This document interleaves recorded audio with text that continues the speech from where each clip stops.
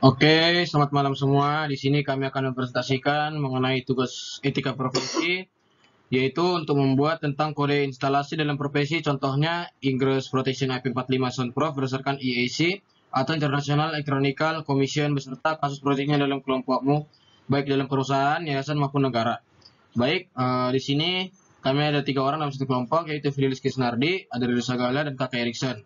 Di sini saya akan memperkenalkan apa itu kode instalasi terlebih dahulu. Kode instalasi merupakan panduan yang penting untuk memastikan keselamatan, efisiensi, dan keberlanjutan sistem instalasi baik di bidang kelistrikan, mekanikal, maupun industri lainnya. Kemudian ada contoh kasus yaitu Ingress Protection IP45 Soundproof, yaitu tingkat perlindungan yang dimana IP45 ini menandakan bahwa perangkat tersebut terlindung dari debu dan semprotan air dari segala arah. Kemudian ada Soundproof, yaitu perangkat tersebut memiliki fitur peredam suara untuk mengurangi kebisingan yang dihasilkan. Kemudian meningkatkan kualitas audio dan menjaga kenyamanan di lingkungan. Selanjutnya ada aturan kode instalasi berdasarkan IEC atau International Electronical Commission.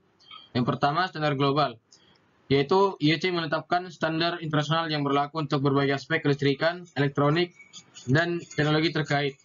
Kemudian ada keselamatan kerja, yang dimana kode instalasi IEC fokus pada keselamatan, efisiensi, dan kinerja sistem instalasi, memastikan keandalan dan keberlanjutan.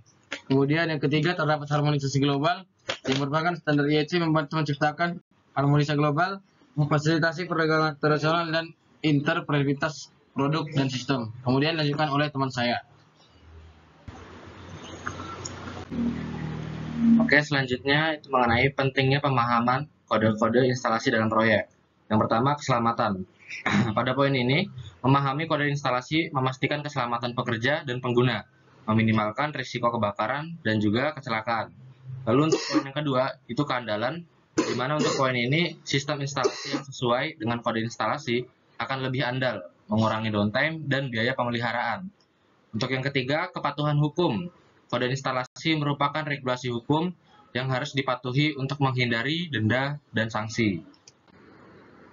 Oke, untuk selanjutnya terdapat studi kasus penerapan kode instalasi dalam proyek. Yang pertama, proyek gedung perkantoran. Untuk pengembangan sistem instalasi listrik harus mengikuti kode instalasi IEC untuk memastikan keselamatan dan keandalan sistemnya. Lalu untuk yang contoh kedua, sistem HVAC, di mana kode instalasi IEC juga mengatur sistem HVAC untuk memastikan efisiensi energi dan kualitas udara di dalam gudang. Dan yang ketiga, sistem pencahayaan, di mana untuk sistem pencahayaan ini itu harus memenuhi standar efisiensi energi dan keselamatan dan memenuhi persyaratan kode instalasi. Oke, selanjutnya mengenai kasus pada suatu instansi ataupun perusahaan. Hubungan beban kerja dengan kinerja perawat dalam pemberian asuhan keperawatan di instalasi rawat inap RSUP Prof. Dr. Kandu Manado, di mana Keputusan Menteri Kesehatan Nomor 147 Tahun 2000 tentang registrasi dan praktek keperawatan mengukuhkan perawat sebagai salah satu profesi di Indonesia. Dengan demikian, kualitas kinerja perawat semakin dituntut untuk meningkatkan mutu pelayanan kesehatan. Pelaksanaan kerja perawat sebagai profesi yang mengemban tanggung jawab yang besar menuntut kepada anggotanya untuk memiliki sikap, pengetahuan, dan keterampilan diterapkan pada asuhan keperawatan sesuai dengan kode etik profesi. Beban kerja merupakan salah satu unsur yang harus diperhatikan untuk mendapatkan keserasian dan produktivitas kerja yang tinggi. Beban kerja seorang perawat juga harus sesuai dengan kemampuan individu perawat. Kinerja perawat yang sesuai dengan standar asuhan keperawatan akan menjamin tingginya mutu pelayanan keperawatan kepada pasien. Oke, untuk selanjutnya itu akan dijelaskan oleh teman saya, Fidelis. Hubungan beban kerja dengan kinerja perawat dalam pemberian asuhan keperawatan di instalasi rawat inap C1 RSUP Prof. Dr. R.D. Kando Manado. Data awal yang diperoleh di instalasi rawat inap C1 RSUP Kando Manado, jumlah perawat 17 orang dengan jumlah pasien yang bulan November 127 orang dengan kapasitas 30 tempat tidur.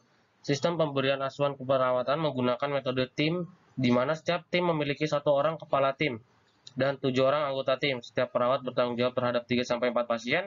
Pasien yang masuk di instalasi rawat inap C1 RSUP Kando Manado adalah pasien minimal care, partial care, dan total care. Wawancara yang dilakukan dengan Kepala Ruangan IRNA C1 diperoleh hasil bahwa sebagian besar perawat yang bekerja di IRNA C1 memiliki kinerja yang baik, sedangkan untuk beban kerja wawancara yang dialihkan dengan 3 orang sang perawat, 2 orang perawat, mengatakan beban kerja tinggi. Hal ini disebabkan karena pada shift sore dan malam hari, setiap shift perawat bertanggung jawab terhadap 10-11 pasien, sehingga tanggung jawab kerja makin berat. Berdasarkan uraian di atas, penulis ingin meneliti apakah ada hubungan antara beban kerja dengan kinerja perawat dalam pemberian asuhan keperawatan di instalasi rawat inap C1 RSUP Dr. Kando Manado. Nah, untuk referensi dapat lihat di slide di sini. Cukup sekian presentasi dari kami. Jika ada salah kata atau penyampaian, mohon dimaafkan. Saya tutup. Assalamualaikum warahmatullahi wabarakatuh.